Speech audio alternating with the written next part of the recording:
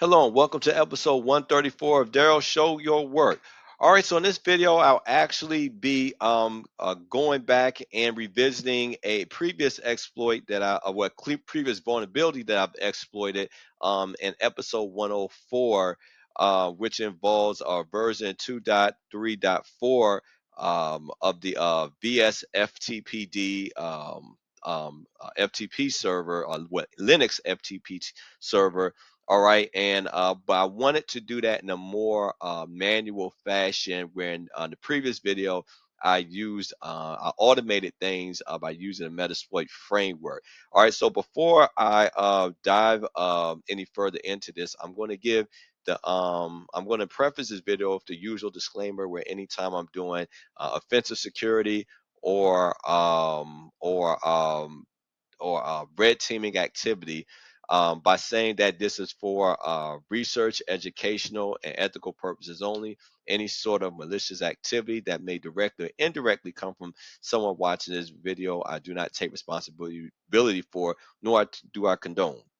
Okay, so exactly what is vsFTPd? So it's a popular open source FTP server for the Unix-like systems, known for its strong security, speed, and stability, and it's often used as a default FTP server in Linux distributions like Ubuntu, CentOS, and Fedora. All right, so version 2.3.4 of this is vulnerable to a command execution vulnerability that is facilitated by a malicious backdoor that was actually added to the vsFTPd download archive back in 2011 through a supply chain attack. So since then, of course, a patch has been released, but as we know, not everybody gets around to patching everything like they should. Hence why I'm showing what the consequences of that can be. All right, so to get started, I've done some pre-recording discovery here where my IP address is 10.10.40.2 and our target is 10.3.25.158. So I'm going to copy the target address here because I'm going to need that in the very near future. As soon as my machine here catches up with me, there we go. All right. And I'm going to need this for an nmap scan. All right, so I'm going to start off by doing the usual recon activities by enumerating different, I'm going to enumerate one port in specific here since we're talking about FTP, and that's just going to be port 21, which I'm specifying here. All right, and I'm going to do a service scan and a default script scan against that. And let's see, let's bridge this gap right here. And let's see what's running if the service I'm looking for is actually running on this port. All right, so quite a few things. So it looks like it is. We can see that vsFTPd is running that 2.3.4 vulnerable version of the service. Also, looking one line down, we can see that anonymous FTP logins are allowed. All right, so I'm going to go for the low-hanging fruit here, and I'm going to first verify that anonymous FTP login. So I'm gonna say FTP, and then I'm gonna give it the host IP address. All right, then let's connect to point the port 21. All right, so I'm gonna say anonymous, and then password, no password, and let's see what happens. Looks like I logged in successfully. So let's try some enumeration here. Let's see what's actually in here. Do a list, nothing. Let's change to the root directory, cd backslash. Let's list out what's going on there. All right, so nothing. So this, I probably can't see much of anything due to the permissions limitations of anonymous login. So there's probably things here, just can't see it because I'm limited as far as what I can see and do because I have an anonymous login. All right, so for right now, I'm gonna exit out, but I may revisit that. All right, so I want to be able to find some some exploits that's geared towards this particular vulnerability within vsFTPd. So in order to do that, I'm gonna use searchsploit. All right, then I'm gonna look specifically for vsFTPd.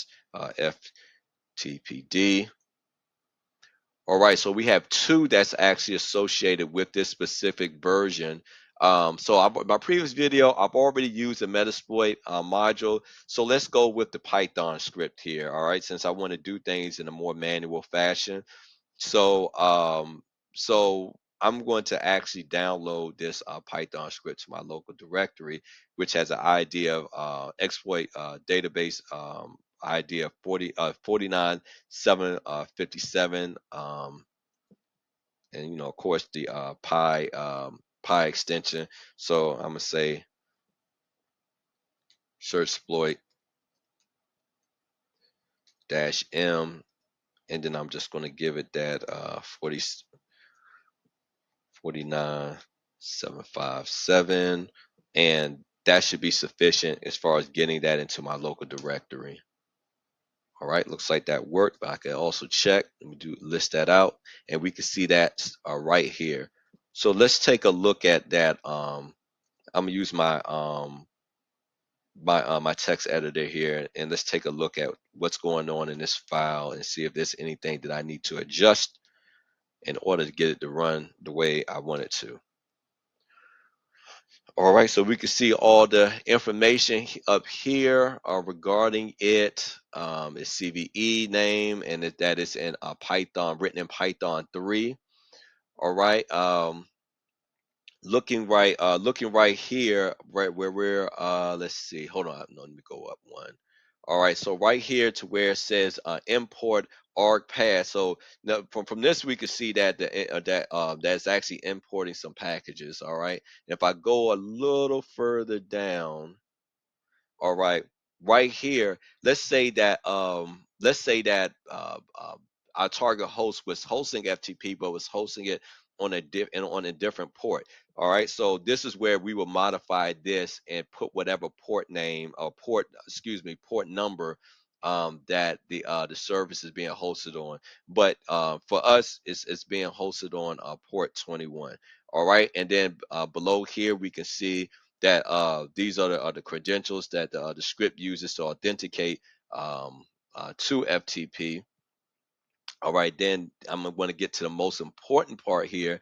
All right, so this part is actually the meat of what's going on. All right, so what's going to happen is once this script allows me to authenticate into FTP, it's going to actually start a telnet session with port 6200. All right, so once it does that, then I should be able to get connection to the target host. All right, so I'm gonna exit out of this since we've seen how that works, and let's try to get that going. So first, before I can do that, I actually have to give this script here some executable permissions. So in order to do that, I'm gonna say chmod for change modify plus X for the executable permissions, and then give it the file name here, which is 49757. All right, py. All right, so it looks like it assigned those permissions. So let's try to get this running. So it was in Python 3. All right, then let me specify the file name again. 57.py. All right. And then we want to run this against our target host. All right. And let's go for it. Ooh, it looks like it failed. And just judging from this line right here, there's something going on with that 6200 port. So let me run the nmap scan really quick against that port. So nmap-p 6200. All right, then again, gotta give it a target host.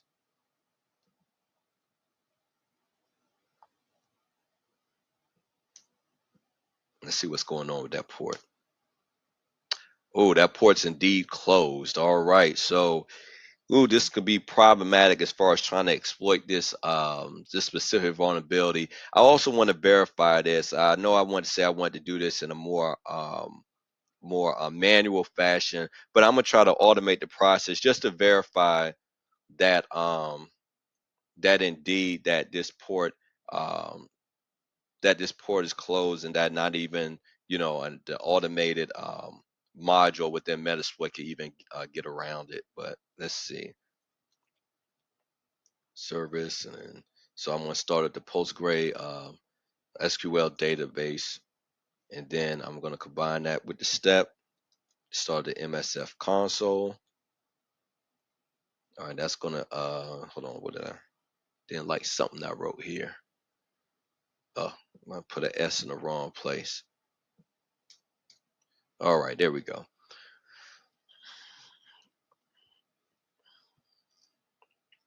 And I'm thinking while I'm in here, I actually may want to run another nmap scan within the Metasploit framework. That way, if I can verify that this exploit doesn't work, manual or automated, I can try to look for a different service or protocol to try to exploit in order to gain entry here to the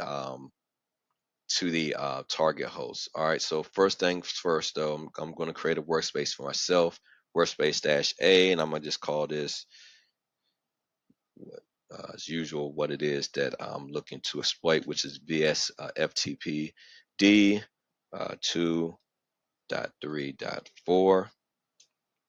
And then I'm going to um,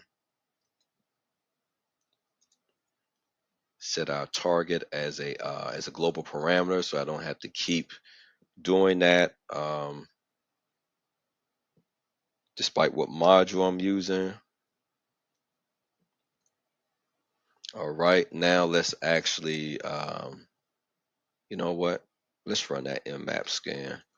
Just a warning, this scan may be kind of long since now I'm not doing as targeted of a scan. Now I'm going to be doing a scan of all open ports on this machine to um to get a good idea of what protocols and services are running that I could use as an alternative means um, if I can't exploit this vulnerability within this particular FTP server. And so what it seemed like may have happened is that the administrator actually did patch this by locking down that 6200 um, port. And so it just may be inaccessible to me, but let's see. So um, hang tight. This may be a long scan. Feel free to fast forward past this part in case it in case it takes really long. Don't necessarily have to wait on this.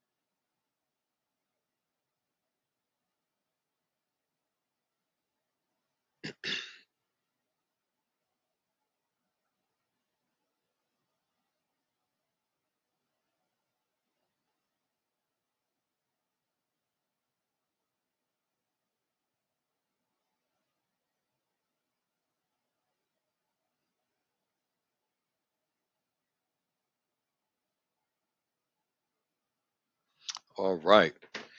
All right. Now that that's finally done, I'm not going to scroll all the way up to see all this. So I'm going to just show you why it's important to do nmap scans within the Metasploit framework, because then I can simply do this services, and now I have a full list of services that I just enumerated here. Okay, so we can see that FTP is open, as we already knew. SSH is open, all right. So that gives some ideas. Telnet, that's actually is running on its default port at 23, all right, which is always, always a option since it's insecure and clear text. We have SMTP, okay, um, that's an option. Then we have HTTP. Okay, so we know something's being hosted, and we see DAV. All right, so that's definitely an option. And then of course we see some SMB related ports open, some Samba ports since we're talking about Linux host here. And then we have some SQL, have an SQL related um, a port running. All right, so we have quite a few options here. All right, so proceeding on. All right, so let's look for that exploit here within Metasploit. So search vs FTPd. Let's see what we find. All right, so we have two here, and of course I want the backdoor one that has the 234 version in it, since that's what I'm targeting. So I'm gonna say use one, since that is the module ID. All right, so let's see, show options to see if there's anything else I need to configure. Doesn't appear so. Our host has already been set globally, and of course, the default the R port is set to 21, which is the default port at FTP, since that's what we're targeting. So let's get this running. All right, so let's exploit it and let's see what happens. Fingers crossed. And that's not a good sign. Let's see, because it stopped dead in its tracks. And nope. All right. All right, so let's go. Let me see. Um, let's do services again. So I think what I'm gonna do, I'm gonna try to enumerate some user accounts here through do a SMTP and see what user accounts that I could find on our target host. SMTP's pretty easy as far as finding that. So I'm going to find the necessary module to do that, and I'm going to say um, as soon as my keyboard cooperates with me here, search SMTP underscore enum. All right, that's the only module available to us. So I'm gonna say use 0 since that's the module ID. Let's see if there's anything I need to configure here. All right, doesn't look like it. The user file, that's a good word list to use.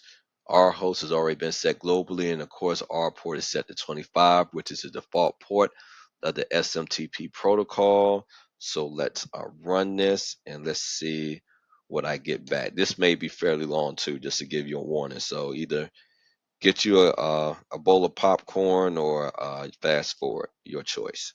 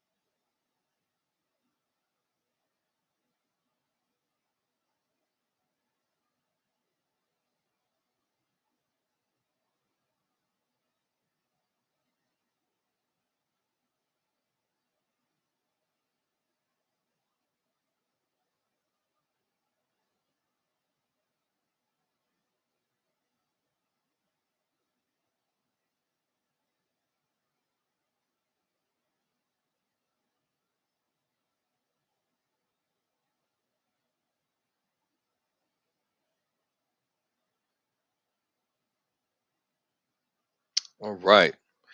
So it looks like we found quite a few accounts here. From first glance, they look like all service accounts. So I'm going to copy that and let's put this here in Mousepad. I'm going to open up another tab within Mousepad. All right, so just taking a look at everything here, all seem like pretty typical service accounts except for this last one. All right, so I'm not familiar with a service account called service. All right, so I don't know if you remember in a previous video where I showed how it can actually be a solid strategy that um, once you actually so as far as exploit vulnerability and making it side of a target host, how to create like a fake service account to kind of blend in to the rest of the accounts there, as a means of persistence, so you're less likely to be found, and you could just continue to authenticate into that user account, which looks like a service account. All right. And that's why I suspect may be going on here, that this actually may be a service account. I don't know if this is from some type of prior compromise, which could be an IOC, or this was done by the actual administrators or users themselves. I don't know. But uh, I want to be able to test this theory out by brute forcing this account and seeing that if I get a password back, because with most service accounts within Linux, if you try to brute force them, you won't get a password back. Only it tends to be the case only with user accounts. So let's test this out. So I'm gonna do this by using the Hydra application, and since we know the name of our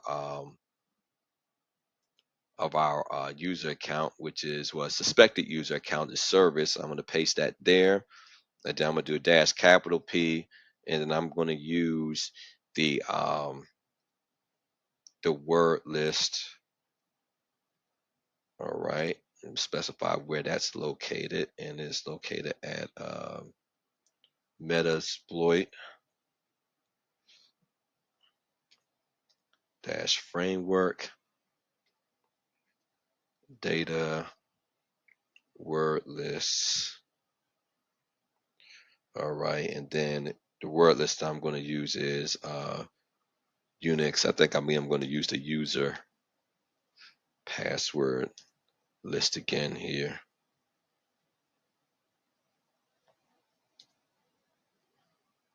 All right, then I need to specify where to aim that at. So let's go back here and recopy the target IP. All right, then I need to specify the protocol, which is FTP. All right, just checking my syntax, making sure I didn't fat finger anything on my keyboard, didn't add any extra things for me. Oh, well, hold on. Okay, I should be good to go. Let's see. Yep. All right. So I was right. So we got a password back. So password is the same as a username. We have a password username combination of service. All right. So I'm gonna try to log into the FTP server with that, and see now that we got those credentials. See if I can get in. All right. So let's give it the target host again, and then we want to aim this at port 21, the default port. All right, so the count this time is service, and then give it the password. All right, got in. That worked. All right, let's see what's in here. I'm gonna list things out. Nothing so far. Let's try to change the root directory again. Bada bing. All right, now we actually can see what's in here. All right, so we got quite a few folders in here. Let me adjust this on this side so everything is clear. All right. So let me see. now that I'm in here, let me just check my working directory. Oops, wrong side. Okay, so I'm in the root directory. All right. So now that we're in here, nothing intriguing, but I did remember seeing that WebDAV directory running on port 80. So let's see what's actually being hosted on port 80 here, and then maybe we can do some different things as far as accessing that directory from FTP. But let's see what's first there. All right. All right. So look like we have just some basic stuff hosted here. So we see the PHP my admin, which I showed how we can access in the previous video I did. All right, but WebDAV, that's what I want. All right, so let's click here. And the reason that I want to try to well, I'm happy to found WebDAV is because so probably on this account here, and I'm gonna test this out. That I'm guessing that because it's labeled service. I don't know how much permissions that I have on this machine. But if I have just a basic permissions, I probably can't upload anything on here like an executable file. All right, where if I could somehow get to this WebDAV directory, I would be able to execute executable files because that is a major flaw of WebDAV is that it allows the use of executable files. All right, so I need to basically I want to be able to create a some type of shell script, all right, that would allow me to execute, to which I could upload and then execute here on this WebDAV directory, which would again allow me to get the access that I want, command line access that I want onto the target host. All right, so the first step to doing that is seeing what shell scripts are available to me. So with Kali, we have shell scripts that are readily available to us. So I want to be able to explore to see if there's anything viable that I can place here within this WebDAV directory to then execute and gain a reverse shell connection to. All right, so to do that, first I need to exit out of the FTP um, server here. All right, and then I'm going to do a list all on where those web shells are located. And they're located at user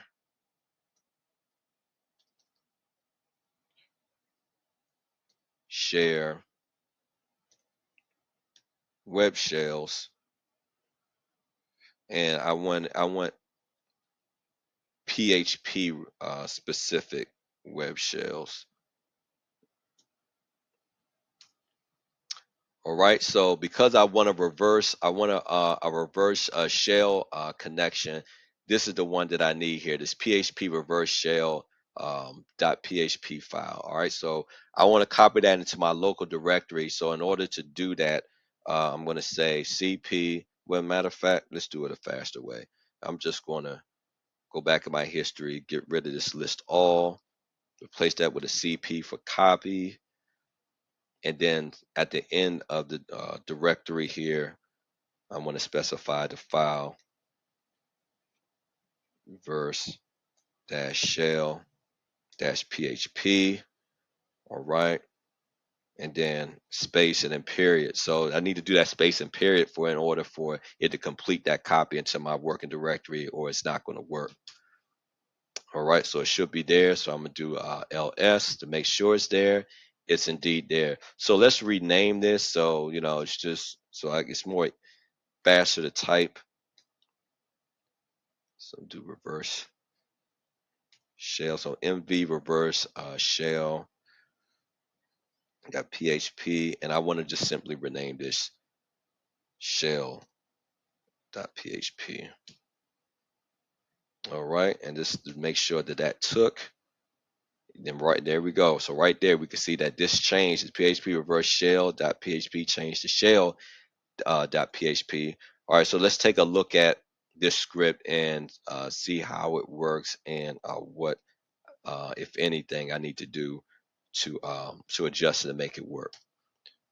All right, so in order to get this to work, in order to get that connection that I need to that I need in order to gain a connection into the system.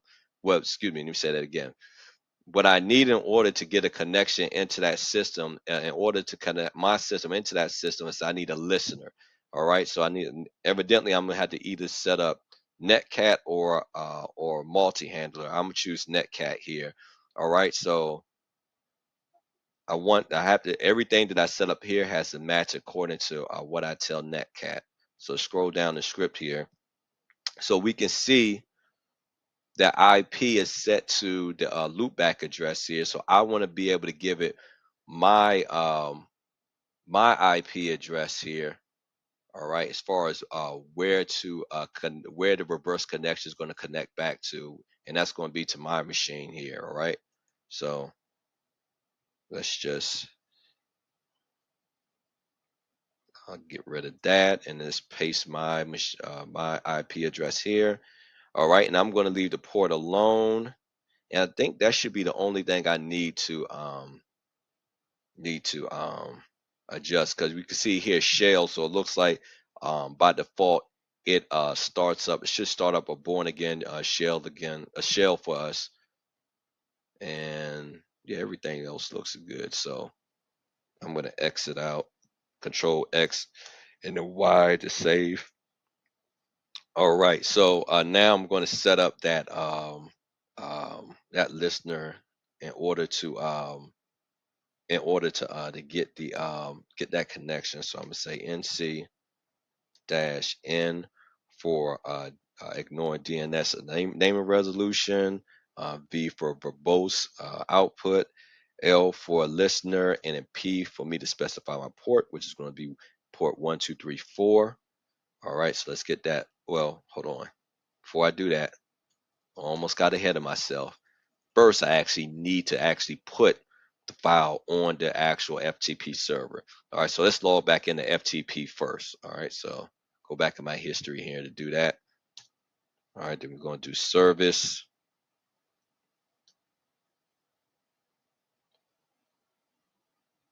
Service, did I type that right? Yeah, okay, I did. All right, so I'm back in. All right, so going back to the root directory. All right, so list it out. So I believe the WebDAV directory is located within the var www directory. So let me just say change var www. All right, I'm there. All right, and then so let's list that out. All right, and there's the DAV directory right at the top here. All right, so I want to show something though before I place this file within the DAV directory. So remember when I said that more than likely this account doesn't have the permissions that I need in order to start uploading things to this to this target host. All right, and I'm going to show you where the difference between the flaw, which is the difference between trying to upload in the other directory and trying to upload in DAV. All right, so when I do a put shell.php, which is a PHP file that I just downloaded and modified. Well, excuse me, modified. I just copied it to my local directory. See, I can't upload it. But then, all right, now watch this though. When I do cd dev to go into the dev directory. Let me see. Hold on, I didn't like that. Let me see. Oh, because I put in the wrong name, dav. All right, now watch what happens.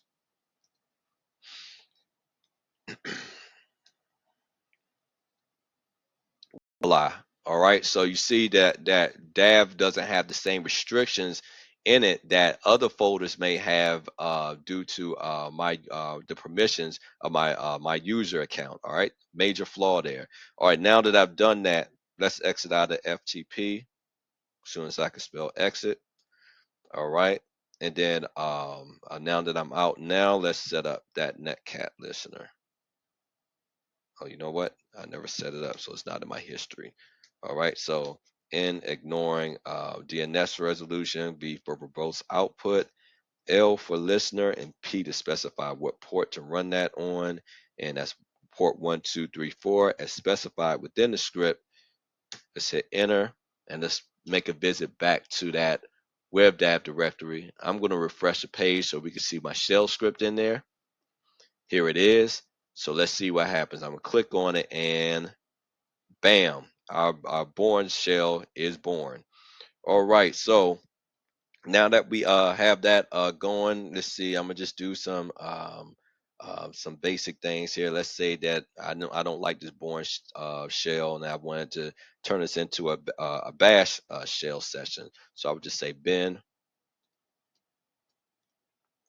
bash dash I.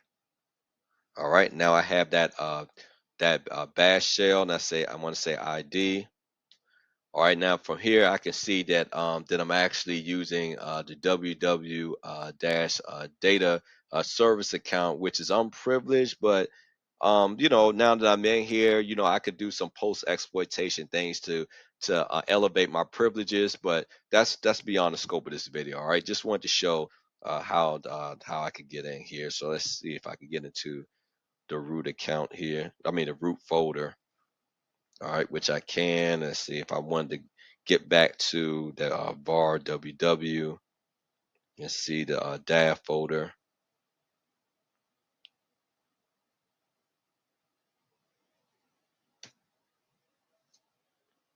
And there we are. All right, so I'm in there. And then I do a list here. All right, bam. All right, so that's basically well, I wanted to exploit the vsFTPd backdoor vulnerability, but ended up using WebDAV to accomplish what I wanted to accomplish. So just, I mean, it's you could start off trying to exploit one thing, but end up exploiting another, and I still was able to utilize the FTPD server, just not in a way that I originally attended, or got in a completely different way by brute forcing that SMTP um, um, um, credentials. All right, but to give a high level definition of what I did here. So basically, I started off by finding our vulnerable service, which was the vsFTPd version 2.3.4. And opted to go for a more manual process to explain that, which was through the Python script. Tried to run that. The problem with that was it depended on port 6200 being open and establish a telnet session. And apparently the administrator locked that down. So you can consider it being patched. Tried to verify that with Metasploit framework, and indeed I wasn't even able to exploit it using a more automated module. So did another nmap scan, found quite a few services running, one being SMTP, the other being HTTP with a WebDAV directory. All right, so I brute force those SMTP service accounts to see if I could find a username. Well, if I could find just a usernames of the accounts on there, and found quite a few service accounts, but found one that looked kind of off. So looked like it could be a possible user account. So I went that theory, brute forced that, and ended up finding out it was indeed a user account, and was able to get a password for it. Use that username password combination to then legitimately authenticate into the FTP server. Found out it wasn't much of anything in there at first glance. Decided to make a visit to that WebDAV directory that I saw upon our nmap scan. Gave me the idea then to try to access, try to basically access that WebDAV directory and find a shell script to then upload there and to run. So I had to come in here, look for some, a shell script to run. Found the PGP a reverse shell script, which basically I renamed, configured to match my IP address. Then set up a netcat listener to be able to receive that connection upon uploading the shell script and executing it, and so I could be able to get that connection. So that's exactly what I did. Uploaded that shell script to the local directory. I thought I seen that moving by itself. Sorry. Um, to the local, evidently FTP. My session timed out on me there. But anyway, uploaded that to the WebDAV directory. Clicked on it to execute it, and received that connection from my netcat listener. Got in here, switched to a bin. A bash shell session, and did some further enumeration. All right. And then pretty much do, if I wanted to do some post enumeration activity here and like escalate my privileges, I could. But again, beyond the scope of what I wanted to show. So please like, share, and subscribe. Most importantly, show your work. Until next time, take care of yourself and God bless.